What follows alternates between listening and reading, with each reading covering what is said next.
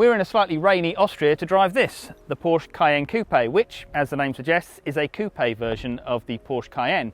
Now, it's said to be the most dynamic version of what is already the most dynamic driving large SUV there is. Designed as a rival to the likes of the Range Rover Velar, the BMW X6 and the Mercedes GLE Coupe, it's actually quite a handsome thing. It's 20mm lower than the standard car, and it was always designed to be a coupe from the outset, this third generation Cayenne. So, I don't know about you, I think it looks quite good as far as massive SUVs go. So inside, you'd be hard pressed to tell it apart from the standard Cayenne. Apart from the slightly narrow windscreen and the restricted view out the back, it's pretty much the same, which means you get this lovely dashboard, TFT dials left, right and centre. Everything works really well. Of course, it's beautifully built. Now this car has the lightweight package, which means you get this natty cloth trim here, and also a carbon fibre roof panel, various carbon fibre trim bits, which all add up to save a whopping 22 kilograms, which sounds good until you realise that in its standard guise with the glass roof, the Cayenne Coupe is actually around 25 kilograms heavier than the standard Cayenne. Make sense? I hope so. The other difference, in the back, instead of a proper bench, you get two individual seats with a trinket tray and a couple of cup holders. You can have a normal bench if you want to put more in it, people in the car, which is kind of why you might have the standard Cayenne, but anyway, it's there. Yeah, other than that, standard Cayenne, so let's see how it drives.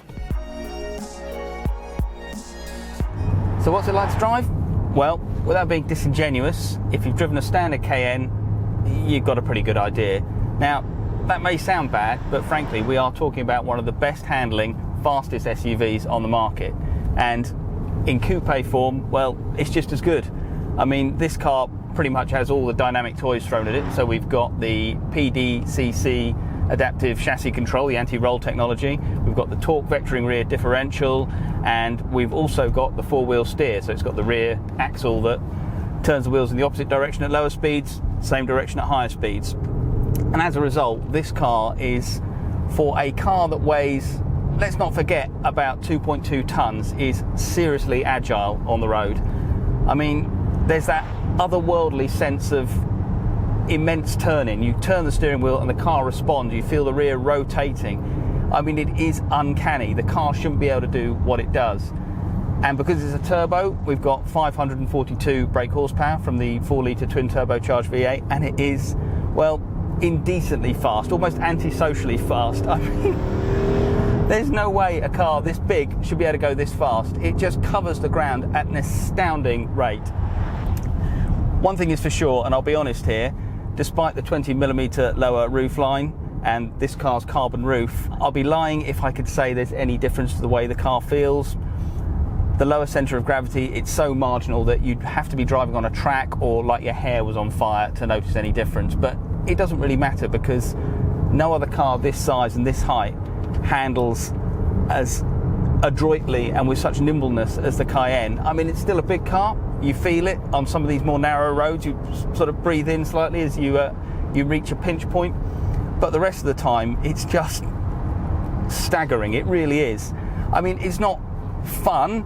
I mean, there is a satisfaction to be had. All the controls, as you expect with a Porsche, the steering's just got that lively sort of meatiness to it. The brakes have that really lovely bite and then a progression that allows you to lean really hard on them. It's a beautifully honed thing, but the feedback isn't really there. You're relying on the car to do all the hard work. But I mean, it is uncanny what it will do. But you do feel it's the four-wheel drive helping you out. It's the stability control just there in the background. It's never intrusive, but you always get the feeling the car is ahead of you. And well, for some people that may be a turn off, but frankly, show me another 2+ ton car that can do what this can do without relying on the systems. What is this car? Well, the more I think about it, the more you have to think the demand for SUVs, it's not going away. People absolutely adore them. And this car, you know, it's so fast, it's got the looks, and if you knock everything back into comfort, the ride is there. There's just enough sort of waft to the way it goes without being really firm or brittle. Yes, on the big wheels, the 20-inch plus wheels, you do get a little bit of sort of thumping and pattering over broken surfaces, but you hear it rather than feel it. And you know, you can wind it up to big speeds and all you get is some whoosh around the mirrors. I mean, it's a really refined long distance thing. So you factor all this in, the SUV demand, the looks, the comfort. What this car really is a modern day GT. And when you think about it like that, it sort of makes sense. So what do we make of the Cayenne Coupe? Well, on any rational level, it's hard to make a case for it. Not only is it less practical than the standard car, with fewer seats and a smaller boot, it's no sharp to drive, and it's not really any faster. What's more, it's even more expensive to buy. This turbo version coming in at a wallet-thumping £105,000, and that's before you go anywhere near the options list. But maybe we're missing the point here. In the age of the SUV, what the Cayenne Coupe is, with its eye-catching looks and its costing cabin and its ability to cover ground at an astounding rate, is potentially a modern-day 21st century GT. And viewed like that, it sort of makes sense. If you enjoyed this video, don't forget to like, subscribe and turn on notifications so you never miss out on another Autocar video.